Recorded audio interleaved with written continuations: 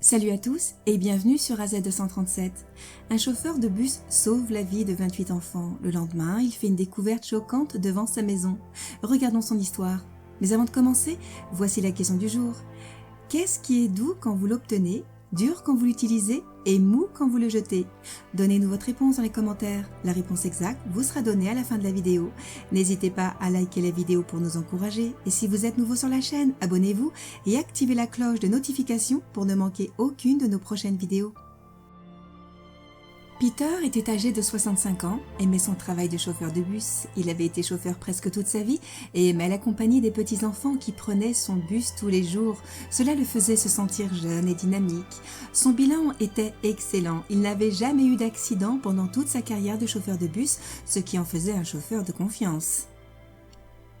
Cependant, le chef de Peter, M. Clack, était inquiet qu'il ne soit bientôt plus assez en forme pour son travail et qu'il soit temps pour lui de prendre sa retraite. Peter ne pouvait cependant pas abandonner le travail qu'il aimait le plus, donc M. Clack n'avait pas d'autre choix que d'être extrêmement strict. Il a appelé Peter dans son bureau et lui a dit de commencer à planifier son départ à la retraite. « Tu n'as pas le choix, Peter », a-t-il dit d'un ton ferme. Nous ne voulons pas que les enfants qui prennent ton bus tous les jours soient exposés à un risque. Nous avons besoin d'une pause à ce stade. « Mais j'ai un bilan parfait !» a argumenté Peter. « Vous savez, pour un homme plus âgé comme moi, mon travail est la seule chose qui me maintient en vie. Les garçons sont adultes et ont déménagé. »« Peter, » dit clairement M. Clack, « je ne voulais pas en parler maintenant, mais n'as-tu pas mentionné récemment que tu avais des problèmes de santé ? Prendrais-tu la responsabilité si quelque chose de grave arrivait aux enfants ?» Peter y réfléchit et a finalement cédé. Il était vrai que sa santé n'était pas très bonne. Il ne pouvait pas risquer la vie des enfants. Peter a décidé de prendre sa retraite une semaine plus tard. Être chauffeur de bus pour les enfants de l'école lui manquerait terriblement et il allait manquer les rires pleins de vie, les farces stupides et les sourires enfantins. Les enfants avaient été toute sa vie. Après avoir quitté son travail chez M. Clack, Peter reprit sa routine quotidienne et est retourné dans sa vie en homme solitaire. Sa femme était décédée il y a des années et ses fils s'étaient installés dans différentes villes avec leur famille. Il ne lui rendait visite presque jamais, donc son travail était la seule chose qui le préoccupait. Mais même cela allait disparaître maintenant et Peter se demandait ce qu'il allait faire sans ça. Il n'avait pas de passe-temps particulier. Son travail et la joie de voir ses jeunes passagers chaque jour étaient les seules choses qui le maintenaient sain d'esprit. « Ce sera un voyage douloureux », pensa-t-il tristement. Malheureusement, le temps passa pour Peter comme un éclair et sa retraite se rapprochait de plus en plus. Le jour avant son dernier jour de travail, les enfants étaient dans son bus lorsqu'il regarda par la fenêtre et vit une femme s'évanouir dans la rue.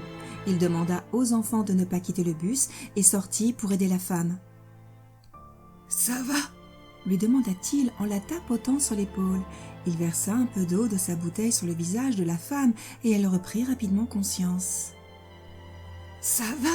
lui demanda-t-il de nouveau lorsque la femme ouvrit les yeux. Il l'aida à s'asseoir sur un banc et lui demanda si elle avait besoin d'aide ou si elle devait appeler quelqu'un pour l'aider. La femme lui assura qu'elle allait bien et qu'elle s'en sortirait. Alors que Peter allait retourner dans le bus, il entendit soudainement des cris forts derrière lui. Il se retourna et vit l'avant du bus en flammes. Les enfants hurlaient par la fenêtre. « Oh mon Dieu, comment cela a-t-il pu arriver ?»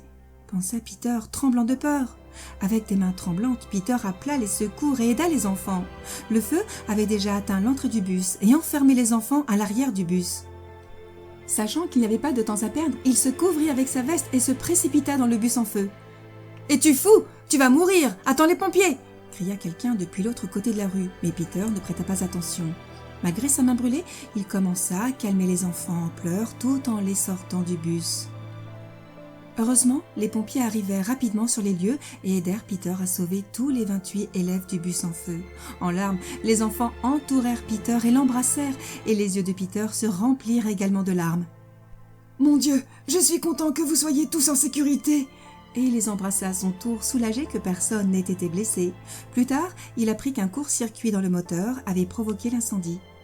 Le lendemain, Peter se réveilla au son de cris forts devant chez lui. Il se leva lentement de son lit et se dirigea directement à la fenêtre. En regardant dehors, il remarqua une énorme foule de personnes qui s'étaient rassemblées dans la rue.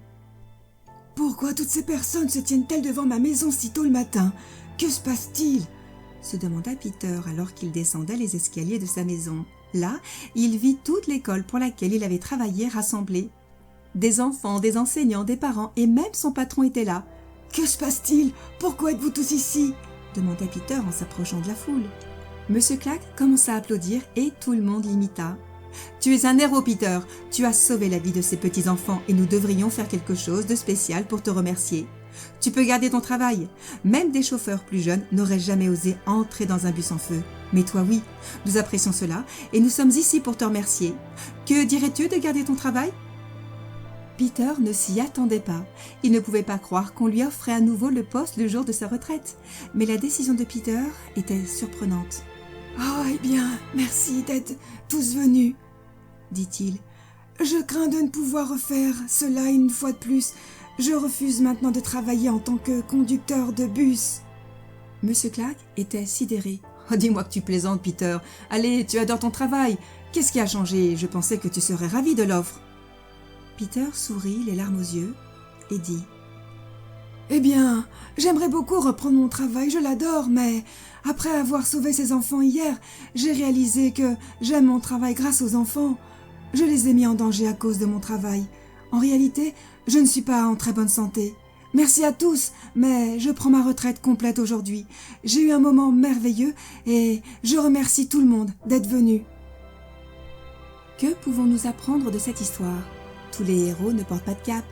Quand le bus scolaire a pris feu, Peter n'a pas hésité à se précipiter dans le bus pour sauver les enfants. Grâce à lui, 28 enfants ont été sauvés. Une personne responsable de petits-enfants doit connaître leur sécurité. Peter savait finalement que son travail ne le rendrait pas heureux s'il le gardait égoïstement sans tenir compte de la sécurité des enfants. Il a accepté qu'il n'était plus assez en forme pour conduire le bus pour les enfants et a accepté dignement sa retraite. Cette décision peut être surprenante pour beaucoup, mais elle montre que Peter était un homme avec un grand cœur, doté d'une forte responsabilité envers les enfants. Il savait que ce n'était pas seulement une question d'amour pour son travail, mais aussi de s'assurer que les enfants qu'il transportait restaient en sécurité et en bonne santé. Nous pouvons également apprendre qu'il n'est jamais trop tard pour agir et faire ce qui est juste.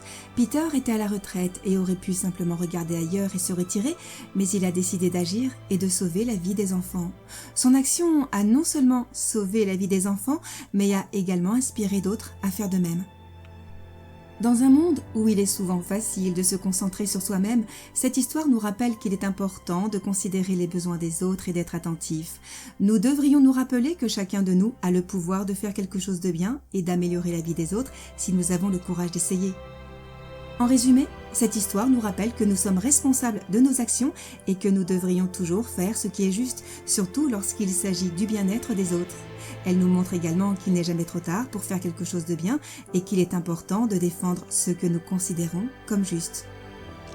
Peter était un héros dans cette histoire, non pas en raison de sa capacité à conduire un bus, mais en raison de sa capacité à sauver la vie d'autrui et à assumer ses responsabilités. Nous devrions tous nous rappeler que nous avons le pouvoir de provoquer des changements si nous sommes prêts à nous engager et à assumer nos responsabilités. L'histoire nous montre également qu'il est parfois nécessaire de prendre des décisions difficiles et de renoncer à quelque chose qui nous tient à cœur. Peter a dû dire au revoir à son travail de conducteur de bus bien-aimé parce qu'il a réalisé que sa santé et le bien-être des enfants étaient plus importants. Il est important que nous soyons tous conscients que nous ne pouvons pas toujours avoir tout ce que nous voulons et qu'il est parfois nécessaire de faire des compromis et de prendre des décisions qui peuvent être difficiles. En fin de compte, cette histoire nous montre que la puissance de l'humanité et de la responsabilité que chacun de nous porte peut être énorme. Nous avons tous les capacités de faire le bien et d'améliorer la vie des autres si nous sommes prêts à nous engager et à faire ce qui est juste. Quelle est votre opinion au sujet de cette histoire ? Dites-le nous dans les commentaires. Et maintenant, la réponse à la question du jour, le chewing-gum. Bravo à tous ceux qui ont trouvé la bonne réponse.